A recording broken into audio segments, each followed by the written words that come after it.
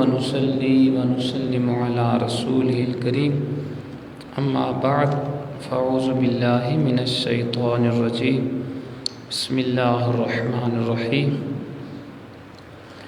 إن الله وملائكته يصلون على النبي يا أيها الذين آمنوا صلوا عليه وسلموا تسليما اللهم صل على سيدنا محمد وعلى آل سيدنا محمد وبارك وسلم عليه الصلاة والسلام عليك يا سيدي يا رسول الله وعلى آلك وصحبك يا سيدي يا حبيب الله. ذات محترم، رات کو ہم نے 16ویں تراویح میں 19ویں پارے کا آخری ربع اور 20واں پارہ ہم نے سماعت فرمایا. اس کے اہم مضامین کا خلاصہ سماعت فرما لیجیے. سورۃ نمل، اس صورت میں حضرت سلیمان علیہ السلام کے لشکر اور چونٹی کا ذکر ہے، اس لیے صورت کو النمل کہتے ہیں. اس صورت میں قرآن کی حقانیت، مومنین کی صفات، مختلف انبیاء کے احوال، اللہ تعالیٰ کی توحید پر دلائل، قیامت کی ہولناکیوں اور حیات بعد الموت کا ذکر ہے. اس صورت کی ابتدائی آیات میں ایک مرتبہ پھر حضرت موسیٰ علیہ السلام کے احوال اور معجزات کا بیان ہے.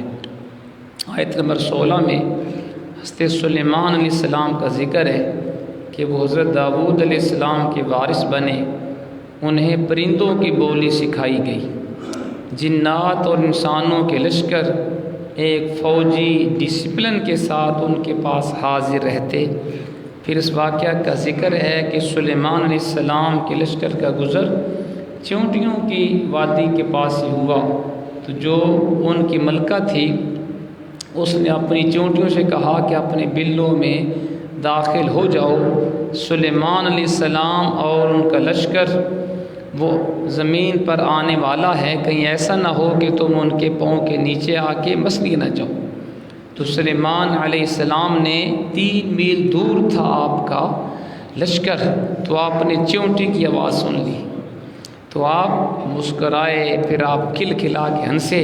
کتنی اچھی ملکہ ہے کہ جسے اپنی رعایا کتنی فکر ہے. تو اگر سلیمان علیہ السلام 3 میل دور چونٹی کی آواز سن سکتے ہیں تو امام الانبیاء کی قوت سماعت کا عالم کیا ہوگا. سبحان اللہ. اور پھر آپ نے ایک دفعہ اپنے ایک پرندے ہدہد کو غائب پایا. تو آپ نے پوچھا وہ کہاں ہے؟ تو اتنے میں کچھ دیر کے بعد وہ آ گیا. کہا جی میں ملک سبا میں گیا تھا تو میں نے ملکہ بلقیس کو دیکھا ہے کہ لوگ اس کے ساتھ مل کر ستاروں کی پوجا کرتے ہیں، سورج چاند کی. تو آپ نے پھر خط بھیجا پرندے کو دے کے کہ اس کو جا کے دے آنا اور پھر دیکھنا وہ کیا کرتی ہے. تو اس پہ خط پہ لکھا تھا انہ من سلیمان و انہ بسم اللہ الرحمن الرحیم. اللہ کے نام سے شروع.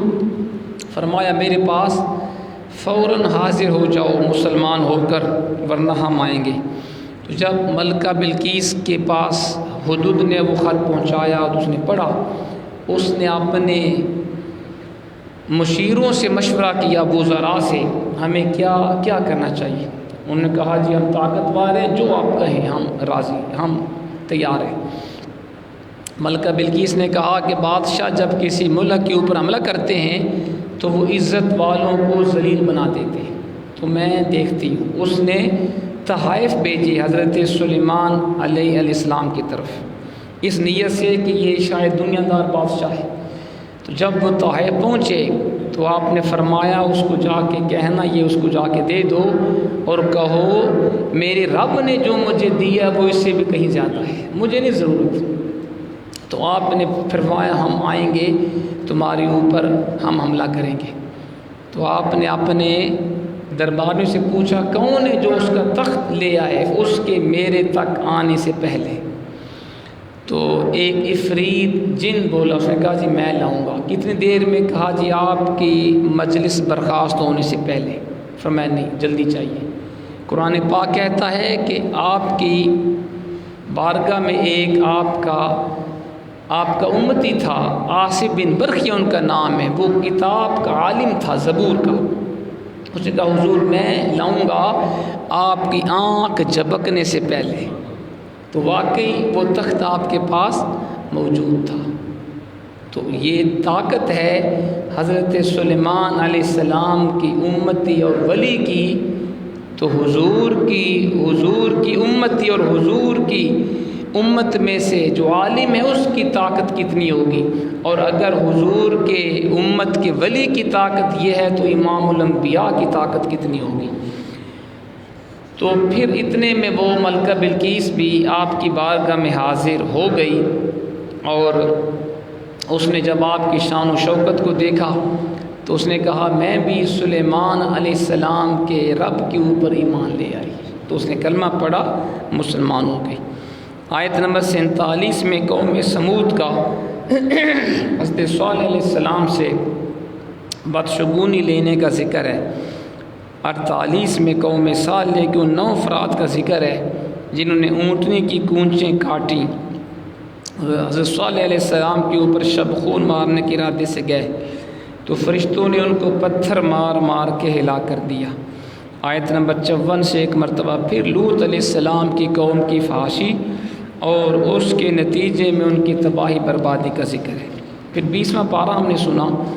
اس پارے کے شروع میں اللہ تعالیٰ استفہامی انداز میں اپنی جلالت شان کو بیان کرتے ہوئے فرماتا ہے آسمانوں و زمینوں کو کس نے پیدا کیا، آسمان سے بارش برسا کے رونق باغات کس نے اگائے، زمین کو کس نے مقام قرار بنایا، اس کے بیچ دریا کس نے جاری کیے، لنگر کی صورت میں مضبوط پہاڑ کس نے گاڑے، مبتلا مصیبت کی فریاد کون سنتا ہے، اس کے دکھوں کا مداوع کون کرتا ہے، خشکی اور سمندر کی ظلمت و راہ کون دکھاتا ہے، بارش کی نوید بنا کے ٹھنڈی ہوائیں کون چلاتا ہے، ابتداءً مخلوق کو کون پیدا کرتا ہے اور دوبارہ کون زندہ کرے گا، زمین و آسمان کی مخلوق کو روزی کون دیتا ہے۔ یہ سارے سوالات اٹھانے کے بعد اللہ عز و جل انسان کی عقل سلیم سے سوال کرتا ہے کہ کیا اللہ معبود برحق کے سوا یہ کام کرنے والا کوئی اور ہے؟ فقط اللہ کی شان ہے جو یہ سارے کام سر انجام دے رہے ہیں۔ اور اس سوال کو قرآن بار بار دہراتا ہے کہ عقل کے اندھے انسانوں کا ضمیر جاگ اٹھے اور اللہ تعالیٰ کی جلالت قدرت کو تسلیم کر لے۔ اس مقام پہ قرآن فرماتا ہے انسان زمین پر چل پھر کر دیکھ لو باغی قومیں کس انجام سے دوچار ہوئیں۔ یہ بھی فرمایا آسمان و زمینوں میں جو کچھ پوشیدہ ہے سب لوح محفوظ میں لکھا ہوا ہے۔ آیت 80 میں اللہ نے فرمایا اے حبیب بے شک آپ مردوں کو نہیں سناتے نہ ہی بہروں کو اپنی پکار سناتے ہیں جب وہ پیٹھ پھیر کر جا رہے ہوں۔ مزید فرمایا آپ تو صرف ان لوگوں کو سناتے ہیں جو ہماری آیتوں پر ایمان لاتے ہیں۔ مردوں کا قبروں میں سننا حدیث پاک سے ثابت ہے۔ ان آیات کا ایک معنی یہ ہے کچھ لوگ وہ ہوتے ہیں جو دانا اور بینا ہوتے ہوئے بھی حق قبول کرنے کی طاقت نہیں رکھتے۔ اللہ کے پیارے حبیب ایسے لوگوں کو دعوت حق دیتے رہتے تھے، تو یہاں بتایا گیا کہ حبیب جن کے دل مردہ ہو گئے، جنہوں نے جان بوجھ کے حق کو چھوڑا، ان کو آپ سنا نہیں سکتے، لیکن سماع موتا حدیث پاک سے ثابت ہے۔ سورت کے آخر میں فرمایا مجھے حکم دیا گیا کہ میں فرما برداروں میں سے رہوں، قرآن کی تلاوت کروں، سو جس نے ہدایت قبول کی اس میں اسی کا فائدہ ہے، اور جو راہ حق سے بھٹکے گا تو فرمایا نقصان بھی اسی کا ہے۔ آیت نمبر 87 میں سور پھونکے جانے اور اس کے نتیجے میں پیدا ہونے والی گھبراہٹ کا ذکر ہے۔ نیکوکاروں کا قیامت کے دن گھبراہٹ سے محفوظ ہونے کا ذکر ہے۔ پھر سورۃ قصص ہم نے سنی۔ اس صورت میں القصص کا لفظ آنے کی وجہ سے اس کے نام سورۃ القصص رکھا گیا۔ اس صورت میں توحید، رسالت، حیات بعد الموت جیسے عقائد اور اصول بیان کیے گئے۔ حضرت موسیٰ علیہ السلام کی ولادت سے لے کر تورات عطا فرمانے تک کا تفصیلی بیان ہے۔ قارون، اس کے خزانے اور اس کی ہلاکت کا ذکر ہے۔ سورۃ قصص کے شروع میں ایک مرتبہ پھر اللہ نے حضرت موسیٰ علیہ السلام اور فرعون کا ذکر کیا کہ جب موسیٰ علیہ السلام اللہ کی تدبیر سے فرعون کے دربار میں پہنچے تو بنی اسرائیل کے بیٹوں کو قتل کرنے کا قانون موجود تھا، لیکن اس کی بیوی حضرت آسیہ نے، کیونکہ انہوں نے بعد میں کلمہ پڑھ لیا تھا، تو جب حضرت موسیٰ علیہ السلام کا صندوق پہنچا، بڑے خوبصورت تھے آپ، تو فرعون ان کو اس بچے کو قتل کرنے لگا۔ تو حضرت آسیہ نے فرمایا نہیں، کتنا خوبصورت بچہ ہے، قتل نہ کرو، ہم اس کو اپنا بیٹا بنا لیں گے، کیونکہ فرعون کی اولاد نہیں تھی، تو اس نے چھوڑ دیا۔ پھر اللہ کی شان دیکھیں کہ آپ کی والدہ نے خود اپنے بیٹے کو صندوق میں ڈال کے سمندر میں بہایا تھا تاکہ میرے بیٹے کو فرعون قتل نہ کرے، لیکن آپ کی والدہ پریشان ہو گئی تو اللہ کریم نے ترکیب بنا دی۔ جب دائی کا انتظام کیا گیا، حضرت موسیٰ کسی عورت کا دودھ نہیں پیتے تھے، تو آپ کی بہن بھی ساتھ ساتھ صندوق کے ساتھ ساتھ وہاں پہنچ گئی فرعون کے محل میں، تو انہوں نے بتایا جی میں ایک ایسی عورت کو جانتی ہوں جس کا دودھ یہ بچہ پیے گا، آپ بلا کے لائیں۔ تو انہوں نے حضرت موسیٰ کی والدہ کو وہاں پہ بلا کر لے گئیں، تو حضرت موسیٰ اپنی ماں کا دودھ پینے لگے، تو اللہ نے اس طرح ان کی والدہ کو اپنے بیٹے تک پہنچا دیا، اور آپ دودھ بھی پلاتی رہیں اور اپنے بیٹے کو دیکھتی بھی رہیں۔ سبحان، یہ سارا واقعہ ہے۔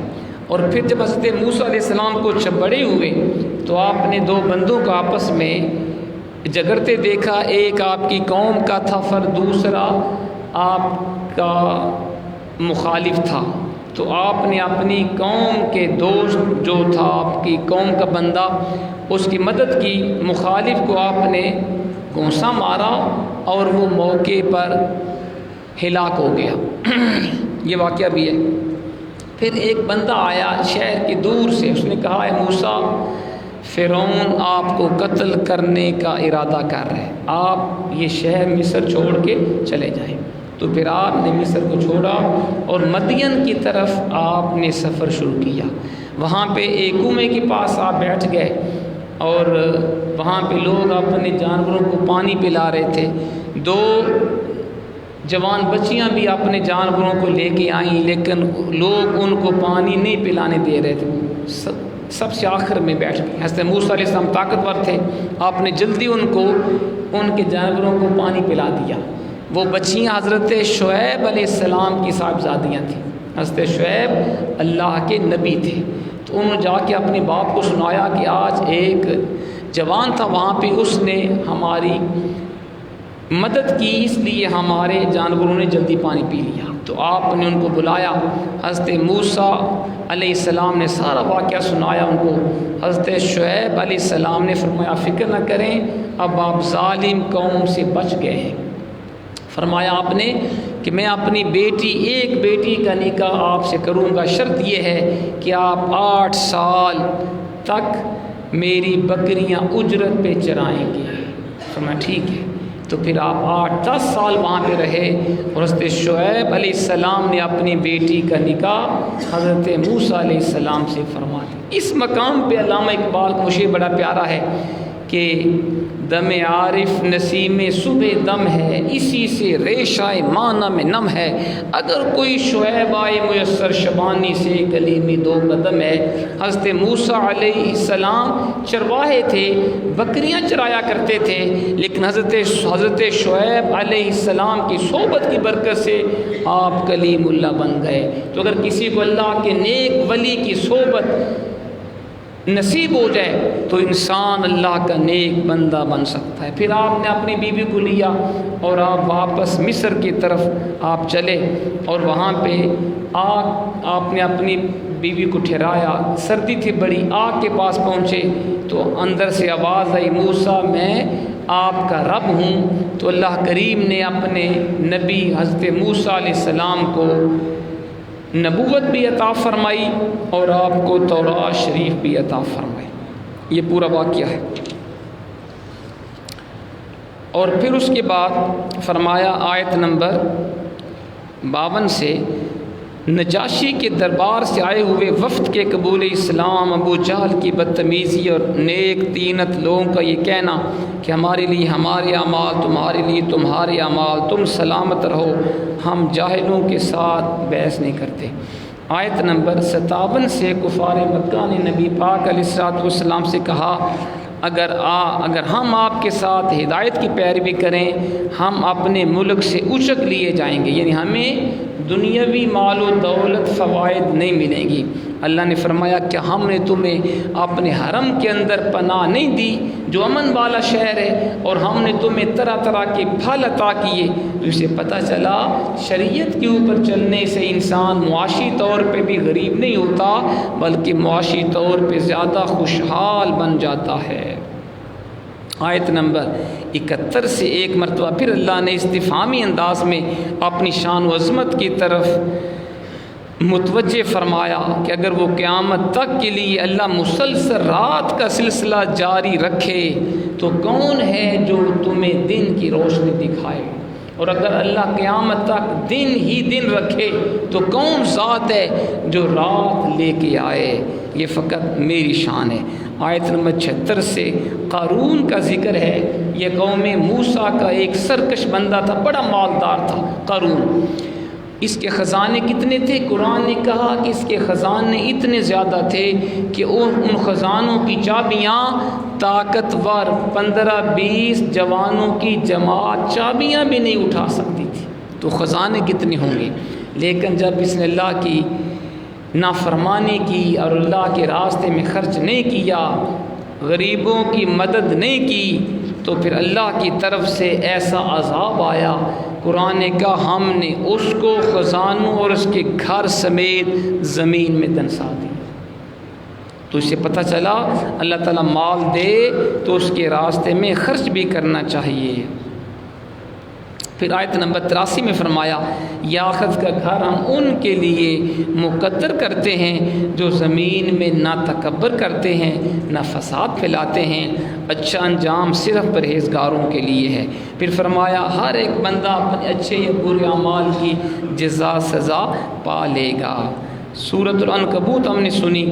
عنکبوت کا معنی ہوتا ہے مکڑی، اس کو عنکبوت کہتے ہیں، اور اس صورت میں حق اور سچائی کے راستے میں مشکلات پر ثابت قدمی، صبر، ماں باپ کی اطاعت اور اس کی حدود کا تعین، انبیاء سابقین کی امتوں کے حالات کا اجمالی ذکر، اہل کتاب مشرکین کہ نبی پاک علیہ الصلوۃ والسلام کی رسالت پر اعتراضات اور جوابات، مسلمانوں کو ہجرت کی ہدایت، اس پر اجر آخرت کا بیان ہے۔